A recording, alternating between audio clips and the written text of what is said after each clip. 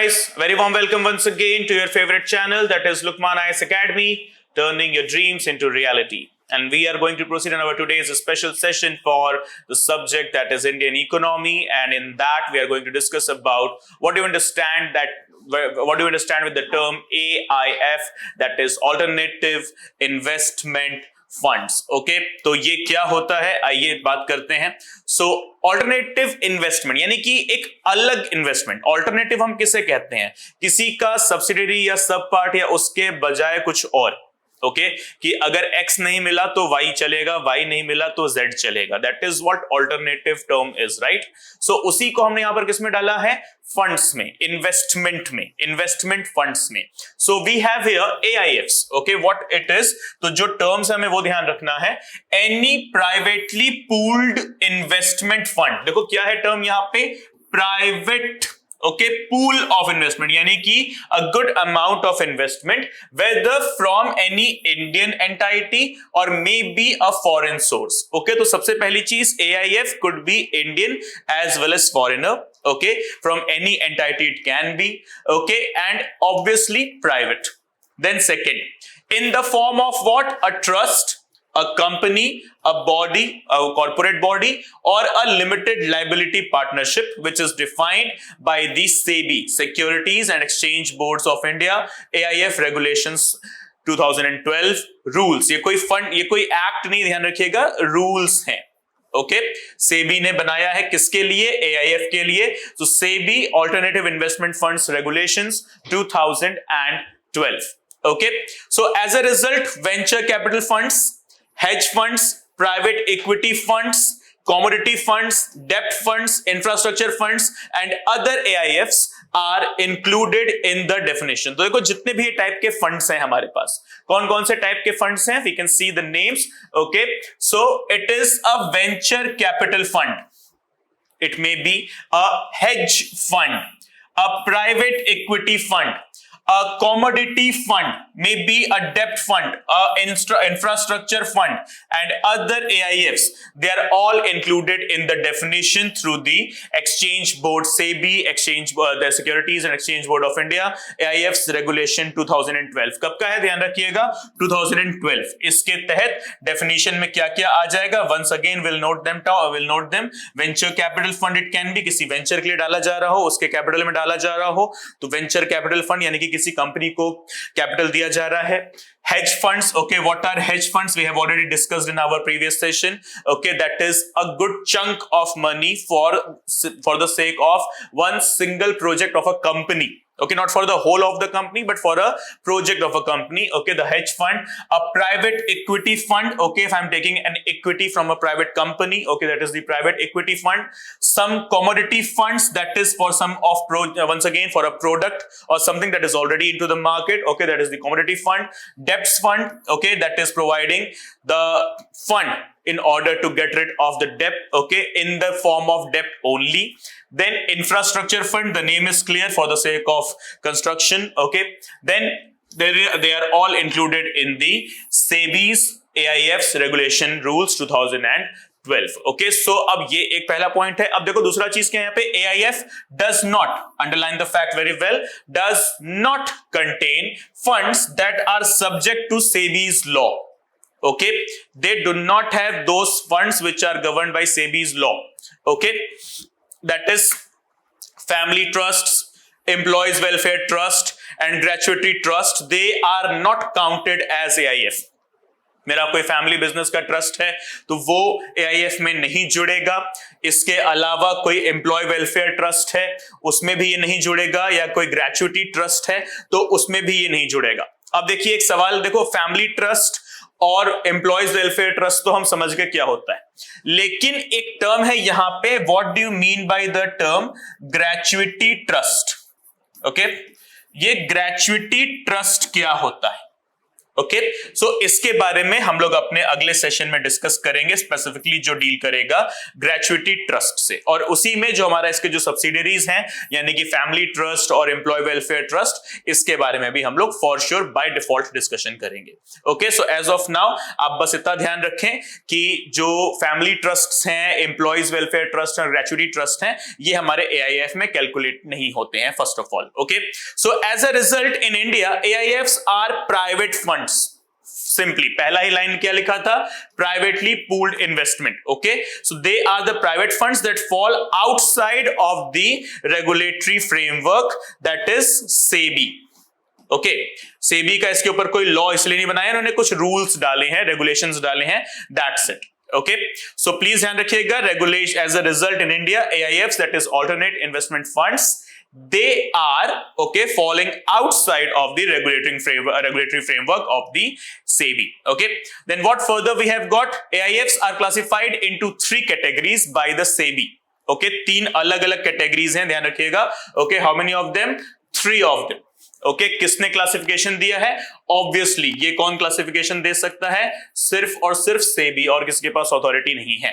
तो क्या है देखिए, category 1, these funds are invested in startups, या कोई स्मॉल बिजनेस है या जिसको आगे बहुत ग्रोथ पोटेंशियल है, उसमें डाला जाता है AIFs को, पहली चीज। ओके गवर्नमेंट एनकरेजेस इन्वेस्टमेंट, अभी आप देख रहे हो startup India, stand up India, make in India, okay MSMEs को हम किस तरीके से प्रोमोट कर रहे हैं, तो उन्हीं को मद्देनजर रखते हुए government encourages investment in these businesses. Why? Because they know it will benefit the economy as a whole by increasing the output and as well as creating the jobs. Okay, then examples क्या हैं? Infrastructure funds, angel investors funds, venture capital funds and social venture funds, that is some for self-help groups, NGOs. Okay in सब के लिए अगर आ रहा है तो क्या होता है, सोशल वेंचर फंड्स। जैसे कि फॉर एग्जांपल हमारे पास ITC है, इंडियन टोबैको कंपनी। ओके वो अपना जो है एक फंड निकालती है for the socialisation, for the social work. Okay जैसे कि इसको हम एथिक्स में पढ़ते हैं CSR, कॉर्पोरेट सोशल रिस्पॉन्सिबिलिटी, उसी के तहत यहां पर क्या तैयार किया जाता है, economy wise, funding wise, that is the social venture funds. Okay then we got category 2, what is here in that, so funds that are invested in both equities and डेब्ट इंस्ट्रूमेंट। देखो दो अलग अलग चीजें होती हैं, इक्विटी यानी कि मैं शेयर ले रहा हूं, डेब्ट इंस्ट्रूमेंट यानी कि मैं आपको एज जो है इन्वेस्टमेंट पैसा तो दे रहा हूं लेकिन मेरे को आपकी कंपनी में शेयर नहीं लेना है, आप मुझे इंटरेस्ट के साथ, प्रॉफिट के साथ मेरा पैसा वापस जब देते हो तो उसको हम क्या बोलते हैं, डेट इंस्ट्रूमेंट। ओके डेब्ट इंस्ट्रूमेंट और डेट इंस्ट्रूमेंट, इसको हम इंग्लिश में प्रोनाउंस करते हैं। तो 2 टाइप के इंस्ट्रूमेंट्स हैं यहां पर हमारे पास। Okay funds that are invested in both equities and डेब्ट instrument, they are included in category 2। Okay, funds that are not classified as category 1 and category 3 लिखने की बात भी नहीं थी, but और specification clarification के लिए लिखा गया है, वो भी हो जा रहा है category 2, that includes okay fund of funds, debt funds and private equity funds। अब fund of funds क्या है, जैसे कि मैंने 100 रुपए किसी को एज अ फंडिंग दिया, ठीक, अब उस 100 रुपए को आगे और इन्वेस्ट करने के लिए मुझे 10 रुपए और लगेंगे, तो ये जो 10 रुपए है ये क्या हुआ, फंड ऑफ फंड्स। ठीक, डेब्ट funds once again we have discussed it already, and private equity fund मतलब कि किसी एक प्राइवेट कंपनी में, फर्म में मैंने इक्विटी लेने के लिए जो फंड डाला है वो हो गया मेरा प्राइवेट इक्विटी फंड, तो ये हो गया मेरा category 2। Now moving on to the category 3 here. Okay what we have got here, example first of all देख लेते हैं, hedge funds and private investment in public equity funds. ठीक, सो ये देखो क्या है, category 3 those that provide returns in a short period of time. Okay बहुत कम छोटे टाइम पीरियड में 10-20 दिन 6 महीने के अंदर मुझे रिटर्न दे रहे हैं, तो वो कौन से हो गए, category 3 AIFs। Okay, and to achieve their objective, these funds employ a variety of complex and diversified trading strategies, and the government has made no known concessions or incentives in relation to these funds। इसमें कोई concession, कोई जो है discount, कोई incentive नहीं होता है category 3 में। जैसे कि फॉर एग्जांपल हेज फंड्स किसी एक पर्टिकुलर प्रोडक्ट के लिए लगाए गए हो, या private investment in public equity funds. Okay किसी एक पब्लिक इक्विटी में मैंने अपना प्राइवेट इन्वेस्टमेंट डाला है, तो वो भी क्या हो गया, वो भी हो गया मेरा AIF कैटेगरी 3। ओके गाइस, सो बेनिफिट्स क्या है AIF के, तो सबसे पहली चीज, तो इसकी जो सबसे खास बात है वो ये है, because their performance is not based on ups and downs of the stock market. इनको स्टॉक मार्केट से कोई लेना देना नहीं है. Okay, AIFs may assist to reduce the volatility, okay, that is the vibrations, okay, associated with the traditional investments कि भाई investment मेरा सही जा रहा है या नहीं, मुझे इससे कुछ मिलेगा या नहीं, ये मुझे कैसे पता चलेगा? ये मुझे पता चलेगा मेरे AIF से, okay, कि अगर मैंने AIF में इन्वेस्ट किया है तो मुझे फॉर श्योर बेनिफिट ही होगा. ओके गाइस, तो क्या है सबसे पहली चीज इसका फायदा, because their performance is not based on the ups and downs of the stock market. Alternative investments में assist to reduce the vibrations, that is the waves of ups and downs in the traditional investments. Then they can also provide compelling tax benefits because they are not governed by the laws and rules and the laws of the SEBI. Okay, so they also can be one of the great instrument in the tax benefits. Apart from that, what we have got, diversification of market techniques and investment types, okay, aided by these. So investors, सबसे खास बात क्या है, gets direct ownership due to the investment in AIF. सबसे important या सबसे खास बात क्या है AIF की, investor will get the direct ownership.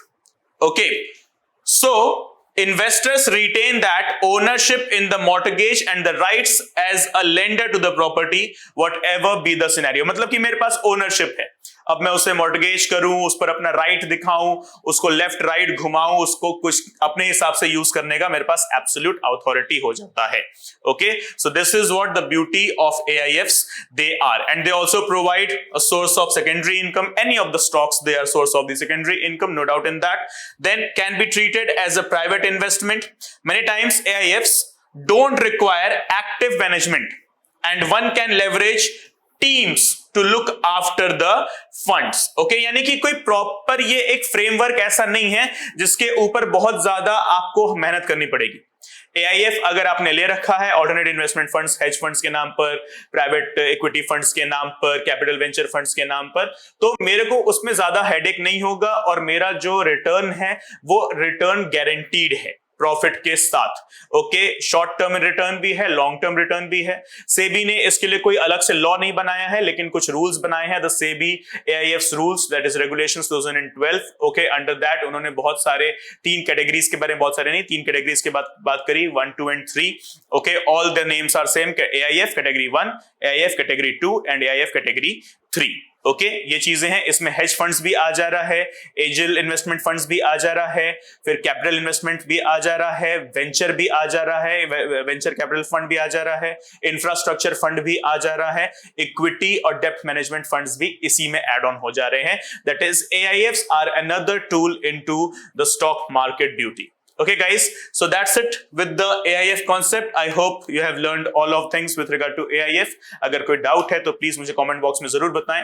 We will be very pleased to clear your issues with regard to the chapter or any of the subject you are facing. Okay everyone, so video अच्छी लगी हो, बातें अच्छी लगी हो, चीजें समझ में आई हो तो एक लाइक का बटन दबाना ना भूलें और चैनल को अभी तक सब्सक्राइब नहीं किया है so please do subscribe for the channel as well.